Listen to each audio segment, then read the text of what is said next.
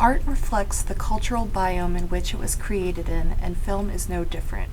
In fact, since film is arguably now the most easily accessible mass media in our society, digging in deeper and exploring what it is says about us and the way we express our outlook on the world is even more important than it was before. So today I will be comparing two films, Stanley Kubrick's Dr. Strangelove, or How I Learned How to Stop Worrying and Love the Bomb, and Chris Morris's Four Lions. I will demonstrate the similarities and differences between these movies and compare how Western cultures react to terrorism in film, both comedically and politically.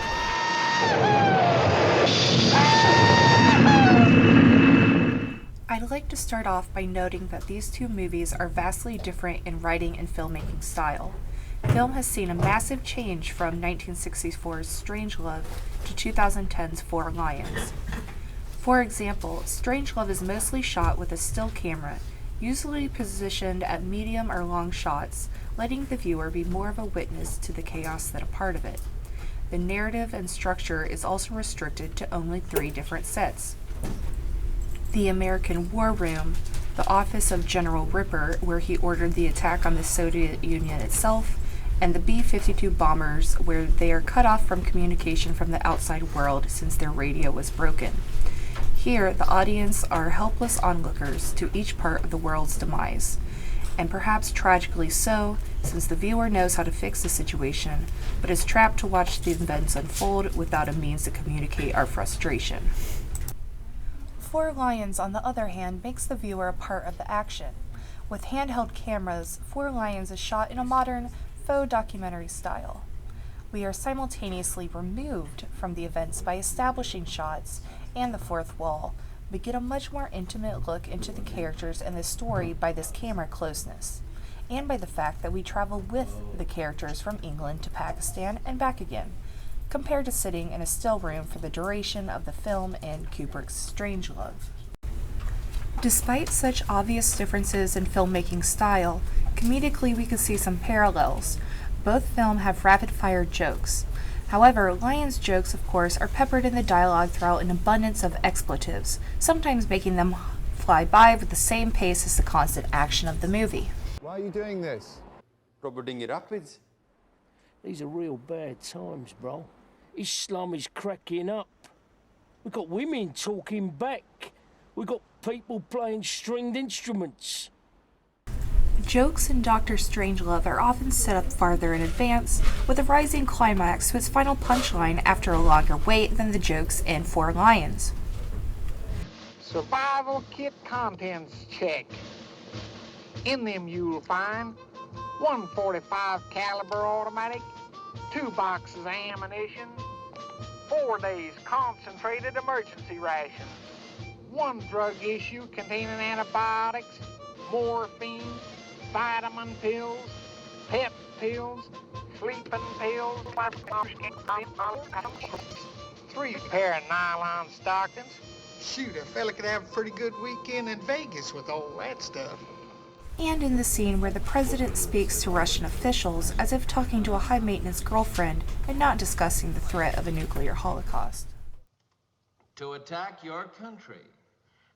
Well, let me finish, Dmitri. Let me finish, Dmitri. Well, listen, how do you think I feel about it? Can you imagine how I feel about it, Dmitri? Why do you think I'm calling you? Just to say hello? Both films also share the comedic spotlight with physical gags. In both movies, the ideology of the director is clear when conservative villains are sprayed with water.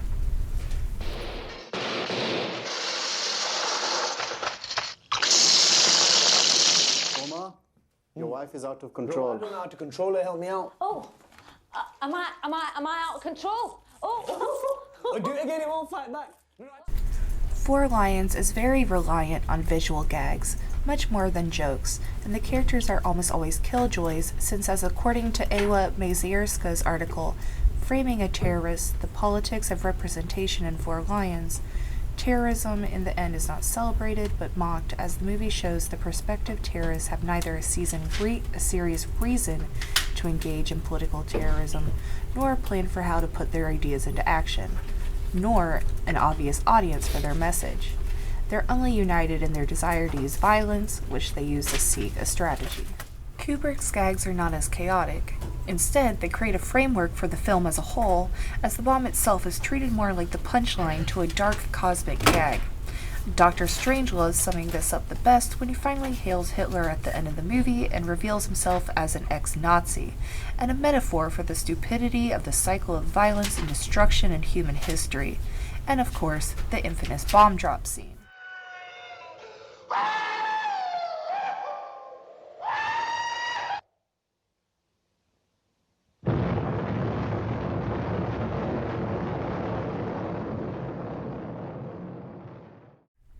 Political parallels can be drawn from both Four Lions and Dr. Strangelove. Both are reflective of the most tense political periods in modern history and the anxieties people had regarding them. According to Jonathan Kishner's article, Subverting the Cold War in the 1960s, the film did not take sides, but instead ridiculed both and trivialized their conflict, asserting that the differences between them were meaningless.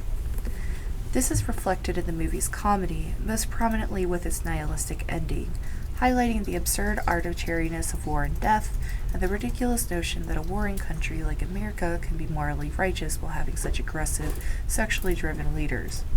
Four Lions, on the other hand, reflects the post-9/11 war on terror anxieties surrounding terrorism. However, just like Strangelove, the movie takes a step back and laughs at the arbitrary, meaningless violence and our society's obsession with it by turning it into a joke. You're just smashed tomatoes! Allahu Akbar! What? Just because I'm Muslim, you thought it was real?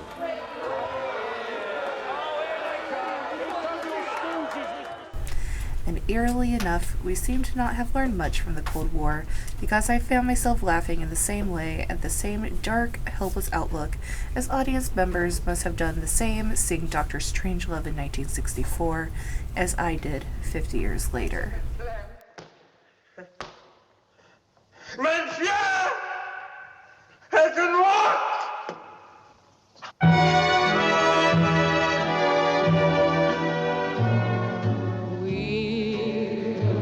Again, don't know where, don't know when, but I know. The reserve force for any other contingents. 6, an unofficial study which we undertook of this eventuality indicated that we would destroy 90% of their nuclear capabilities. We would therefore prevail and suffer only modest and acceptable civilian casualties from the remaining force, which would be badly damaged and uncoordinated.